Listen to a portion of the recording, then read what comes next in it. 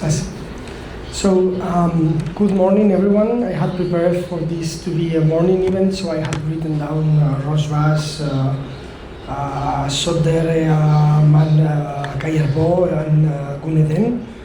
But I'm sorry, this is the afternoon now, so I didn't write down how to say good afternoon to you, but good afternoon to all of you. So my name is Igor Zulaika. I'm going to try and do something that's very difficult. I'm going to try and explain to you our process, the lessons, the DDR process in 20 minutes. So let me tell you the truth, that's practically impossible. So let me take you through a journey, okay? What I'm going to try and do is explain to you how did we get to the process we got, and then how did things work on that process. First of all, I need to tell you that I was very honored to be 1 year ago in the Hassana cave when the symbolic burning of weapons of the Group for Peace and Democratic Society happened. So I was one of the international guests that was there as a witness. And it has been very important for me to attend this conference, so thank you to the town of Diyarbakir for helping the Human Rights Association to organize this event, and thank you all who are here working for peace and thinking on how we can build a democratic and peaceful society. I want also to thank all the people who has made this possible, because if we are able to be today in Diyarbakir discussing this, it's because generations of Kurds and other people have worked for this to be possible, have struggled, and have brought us to a situation in which we can have this debate. And I think that this is also true for the Basque Country. So the Basque Country has been in a conflict with the Spanish and French states since the 16th century. And we've had a war or an uprising every generation. During the last 50 years, that conflict has taken the form of an armed confrontation. And there has been 3 negotiated attempts to resolve the conflict. So let me explain this to you very briefly.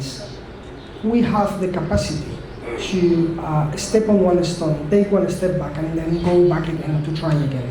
So we had a peace process in Algiers, on which the armed organization ETA and the Spanish government negotiated front to front, looking at the eyes, but without Basque society. And the process collapsed.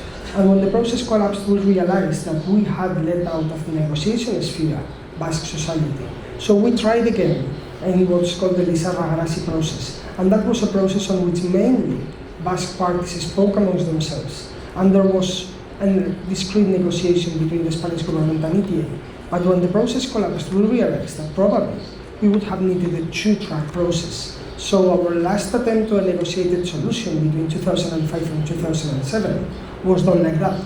There was 2 tracks. On one, ETA and the government spoke, and on the other, the Basque parties spoke among themselves. When that process collapsed, we had an internal discussion, and the discussion was quite complicated, and I'm going to make it very simple. So if you really want to learn about this, don't stay on what I'm going to say, because it was far more complicated. But long story short, what we did was, we said, okay, we had 3 peace processes. Every time it collapsed because it was the other side's fault. What could have we done differently so that the result was different? What could we do that would change the situation? And that was the key of what we did afterwards. Lots of people says that we did a unilateral process, and what they try to explain outside is, no, they did everything because they realized things have changed. Well, yes, we realized things have changed. But we didn't do what we did because it was the only thing we wanted. What we wanted to do was to change reality. So what could we do that would make things easier? And I think that's something that you understand perfectly. What's in our hands that will force a process to happen? Because a peace process only happens, as Yari said, when both sides come to the conclusion that it's better for them to have a peace process than to keep the confrontation going on. And that's the first question, is how do we force the other side to see that the negotiation is the best solution possible? And one of the problems we had was that we got not a direct negotiation, but we got talks going on, we got some sort of agreement, And then the government changed, and the next government didn't want to negotiate. And they decided that they were going to stop every possible attempt at negotiation and peaceful resolution of the conflict. And they decided to use prisoners as hostages against the movement. And they decided that they were going to hamper, to avoid ETA's disarmament. That they were going to use legacy to try and block all the possible venues for us to go forward. And in that sense, what we had in the Basque Country was the lack, first, of being able to bring our movement with us, and that's something that Jerry has also explained. For us, internal consultation became a very important part of the process. So negotiations are very complicated. People who's on the official track of negotiations never knows how much they can tell the people, never know how things are going to end. So what we understood was that there was a need to show our confidence and trust on that people, and at the same time to say as much as possible. Like Jerry was saying, Irish prisoners got the idea of what was going on. They didn't get the details, but they knew things were going on. In our case, it was similar. We established a rule. No one was to be left behind, but no one had the right to veto the advancement. So we informed, we discussed, but then no one had the right to say, okay, no, we are not. So it was more of how do we bring our whole community together. And in that sense, one of the things that civil society did once we started to find blockades on the road was civil society was in a space on which the debates that couldn't be taken in the table could be taken. That didn't resolve the debates, and that's important. I'm not saying that civil society can step into the negotiations when the negotiations fail, but civil society can help the actors start to understand things in another way, and that's important. So in our case, what we were able to do was to bring in different communities, different constituencies together into a peace forum. But it's important, it was not only us, it was the other side also. So we brought them together, and what they did was they discussed, sometimes about things that didn't interest the parties in the main official arenas. Some other times they were able to start, they said, going up the stairs and finding common ground. So they said, okay, if we in the trade unions are able to go up 5 stairs, that makes it easier for the moment on which political parties and political agents can get to those agreements, because we have already worked on the social conditions for those agreements to be reached. So for example, prisoners.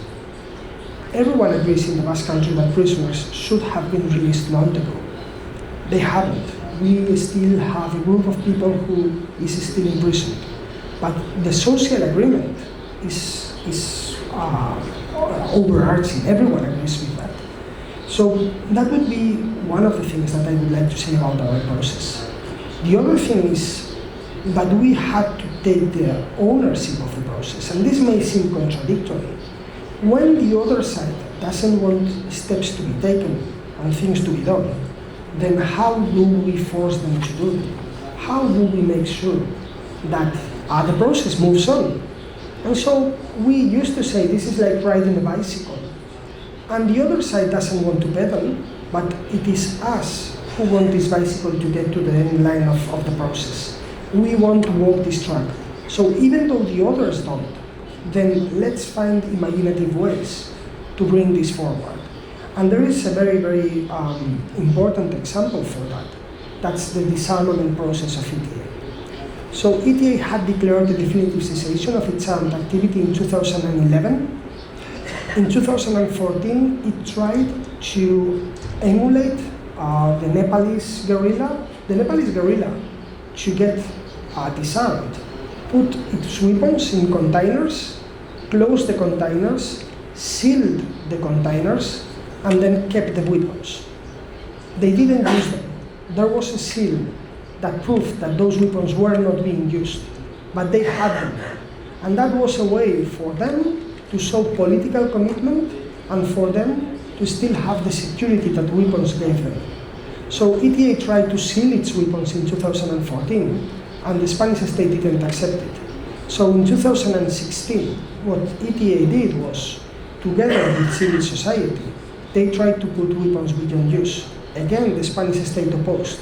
And in 2017, what ETA did was, instead of trying to make an operation for weapons to be put beyond use, what they did was they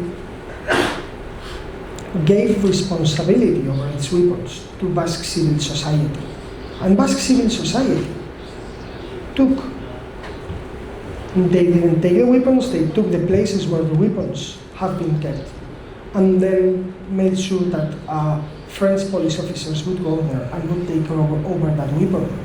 And that was an imaginative solution. That was the only possible way in which we as a society were able to make something that the Spanish state didn't want to be done. And some people said, no, but this is giving the weapons to the enemy. Some people said, but it wasn't. It was ETA giving its weapons back to the Basque people, who then made sure those weapons were not going to be used ever again. And that's the important part of our experience, is if it's us who want the process to go forward, then we need to know very clearly what do we need of the other side. What can we do ourselves? And this we don't do because we believe it's going to, as Jerry was saying, this is not a tit for tat. What we do because that strengthens our position towards our society, because that's what must be done. And there are things we can't do on our own. There is needs for legislation, and that's something that I would like to stress. It's problems that don't get addressed are always bigger problems at the end of the day. If you have an issue and you don't address it, it doesn't disappear. Normally, it becomes a bigger problem. And I think that's something that in our case was quite clear in our relation with the Spanish government. Regarding the DDR process, I think there is something else that we have learned, and it is that there needs to be instruments for ex-combatants, for former prisoners, to be able to have a normal life. And that there needs to be no limits to that people for their political participation, but there needs to be as little limits as possible for all those things. But that we cannot, and that's our case, we cannot trust the government to do it. And therefore, if former prisoners, if people who's been reintegrated in society has needs, then it's up to us to make sure that we are going to be able to provide for them.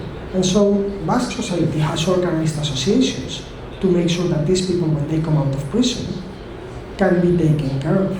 That this prison have access to housing, have access to formation, have access to jobs. And that's something that's quite spread in Basque societies.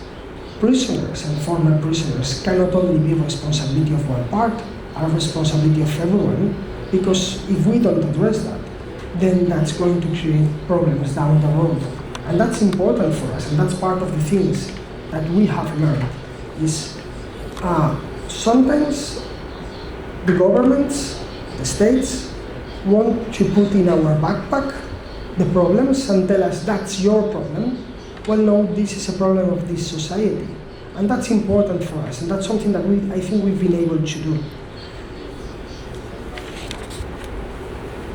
We have learned lots of things, but we sometimes believe that those things only serve us. I'm going to share some of the ideas that we believe can be useful for others, but this is not, there is no blueprint, there is no one-size-fits-all. You can listen to me and think about what could be useful for your process, but please think that this is not about, well, the South Africans, the Colombians, the Irish or the Basques did it this way. This is about what does your society need? What are the challenges? What are the roles of local councils? What is the role of human rights associations? If someone on the other side doesn't want there to be an international commission taking part into the process, can we do something about it? And that's, I think, the first lesson we learned, is we need to think out of the box. We need to learn from other processes, and we need to find our own solutions to the problems. The second lesson would be that issues need to be addressed. That if there is something that bothers people, then we need to go and speak about it. That if the security concerns for former combatants are a problem, it needs to be addressed. And that no one can tell you, oh, but this is a minor issue. No, if that's an issue for the people, that needs to be addressed. A third idea is that the enemies of peace are always, everywhere, powerful, and they can be very stubborn. They can come up today and say, oh yes, we'll do this and we'll do that. But if there are enemies of peace, they are going to work against the process. And the only thing we can do is know that this is going to happen. Because sometimes, and this is an important lesson to us, we think that reaching the agreement is the most difficult part. And we will ask Gary later, getting an agreement is very, very difficult. But implementing the agreement is even more difficult. Because once you reach the agreement with your relation of forces, but once you sign the agreement, the relation of forces change. And you need to keep a relation of forces, and that's important too, that would allow you to make sure that the agreement is implemented. Because states, if not, they sign things, they say things, but they don't have to fulfill them. So this is important. This is not saying don't reach the agreement, please do go for the agreement, but make sure that you are thinking on how you are going to make sure things go forward. And finally, we think that political problems need political solutions. And allow me to stay on this. If there is a democratical problem in the Spanish state, there needs to be a democratical solution in the Spanish state. If we don't recognize in the Spanish state that there is several nations living inside the Spanish state, then we will never be able to resolve the issue. And our final point is that there is peace dividends out there. In our case, it's quite clear. We were the ones who made this. We were the ones who said, okay, there needs to be a change in the situation. And Basque society recognizes it. They say, okay, well, these people were the ones who wanted to change things and wanted to make a better possibility of living for everyone in this country. So I think that's very, very important. And I'm not going to use my 20 minutes. I think that my final message would be something like, there needs to be people like you who invest in peace. Not because we are naive and we think that, it's because that's the best interest for everyone living in the state of Turkey, for every people, for every nation, for everyone who has their own tongue. A peaceful situation is much better than the alternative. That's not enough. And we cannot stay and say, but the situation has changed. No. As previous speakers have said, it's important to make sure that we also have social justice, that we also have similar or the same rights for everyone, that we also have opportunities for everyone. And if those issues are not addressed, then what we are doing is only postponing them. And I think that one of the things that has been postponed for too long now is the release of Abdullah Öcalan. We firmly believe that Abdullah Öcalan needs to be able to participate in any peace process that's being held. We firmly believe that the best way for that to be done is for him to be released. And if that doesn't happen, then what we are only doing is postponing a solution that could be taken now. Let me be thankful for all of you, for the work that you are doing. Let me be grateful for the ones that have come and are listening today, and let me tell you that the ones who didn't come and didn't listen today and are not taking part in the conversation are missing the opportunity. And when they come, what we must do is open the door and tell them, it's so good to see you now here. It would have been great if you could have come earlier, of course, but it's always time for you to join the conversation, because I think that's the most important part of this. Processes start and processes end, but the process of the people never ends. And we have to think about it as a process, and we have to think about the next steps, but the steps that come after that. Let's hope that we will invite us again in a year, and we will speak about a much more hopeful situation. Thank you very much.